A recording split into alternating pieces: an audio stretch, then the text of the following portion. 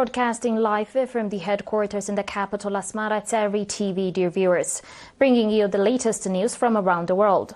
And these are the ones making the top stories for today. Eritrean delegation participates in the 38th session of the African Union. Meeting with the reconciliation committees in Gashwarka region. Russia and US agree on Ukraine peace talks. And Israel missed the deadline for its withdrawal from Lebanon.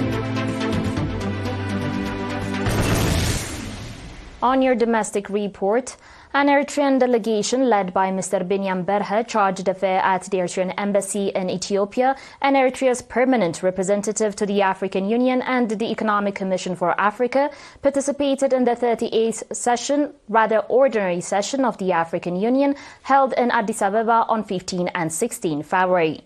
The session was conducted under the theme Justice for African People and People of African Descent Through Repression.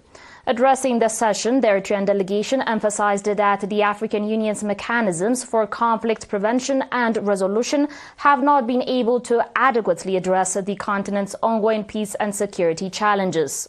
Therefore, there is an urgent need to reform the existing structures and mechanisms to enhance conflict prevention and resolution. The delegation noted that the mantra African solution for African problems can only be taken seriously when the African continent, rather when the African Union, establishes and effectively utilizes the necessary structures, resources and commitment. Regarding Africa's place in the international system, the Eritrean delegation stressed that the continent cannot and should not continue to be marginalized at the global level.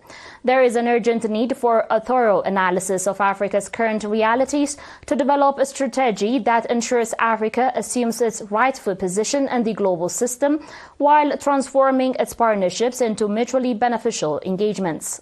The 30th African Union session engaged in extensive discussions on strategic peace and security issues, the election of senior officials, finalizing the African Union restructuring process, and aligning budgetary resources.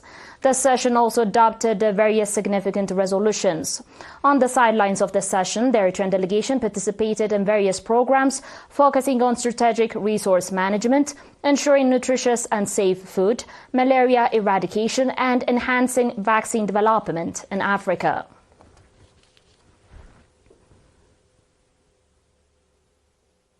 In other news, Ms. Fauzia Hashim, Minister of Justice, met with members of 805 reconciliation committees from 161 administrative areas in the Gashwarka region. During the meeting, Ms. Fauzia officially launched the committee's work and provided guidelines on their operations. This meeting was part of a series of discussions the minister has been conducting across 11 subzones from 12 to 16 February. Ms. Fauzia highlighted that the Eritrean people have a long-standing customary laws, shared cultural values, and a common history, which were further strengthened during the armed struggle for independence. She emphasized that the establishment of reconciliation committees would play a crucial role in fostering public participation, preserving traditional conflict resolution methods, and reinforcing societal values. These efforts, she noted, are essential for maintaining lasting peace and stability. Ms. Fauzia further clarified that the mission of the reconciliation committees is not to assign guilt, but to mediate and resolve conflicts peacefully. She encouraged committee members to work towards promoting peace and harmony by drawing upon the wisdom and knowledge inherited from previous generations. It is worth recalling that Minister Fauzia has been conducting similar meetings with reconciliation committees across the country since the third quarter of 2024.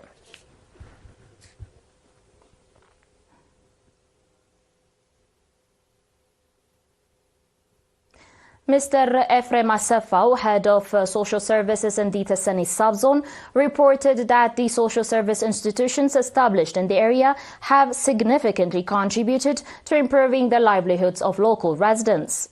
Mr. Ephraim stated that the subzone has 10 kindergartens, 31 elementary schools, 15 junior schools and 3 high schools, providing educational services to 23,765 students, 46% of whom are female.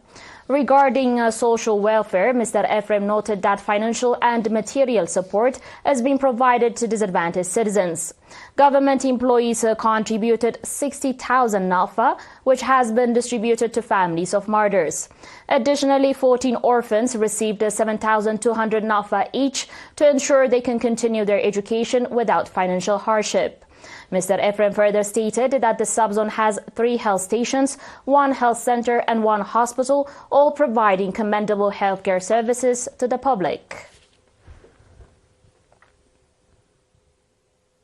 Dear viewers, do you stay tuned for your international reports and more after the short break.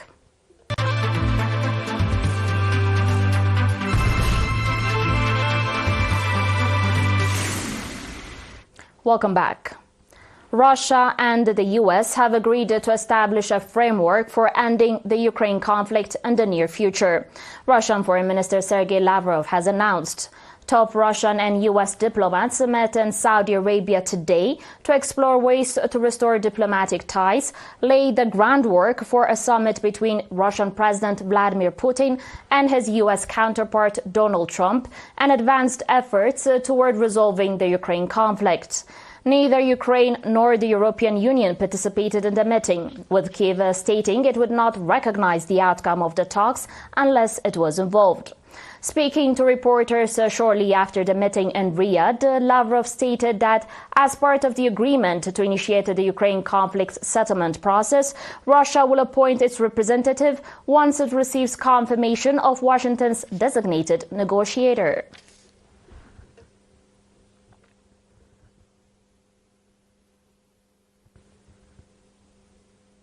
On today's final report, Israel has missed the Tuesday deadline for its withdrawal from Lebanon, announcing it would remain in the 5 occupied strategic locations within the Lebanese borders.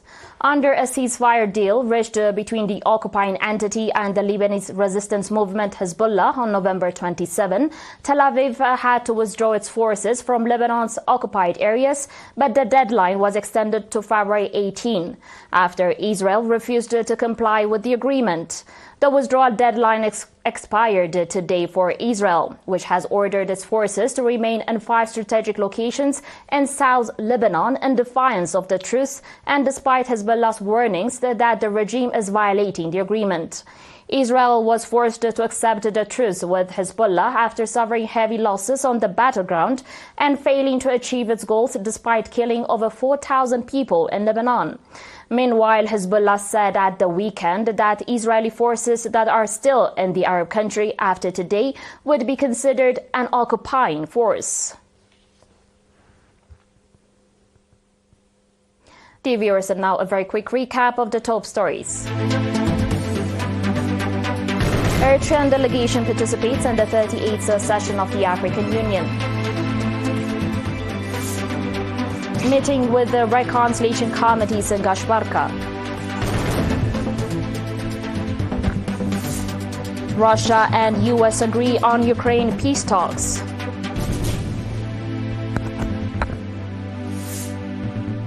And Israel missed the deadline for its withdrawal from Lebanon. That was it for today, dear viewers. Thanks for watching.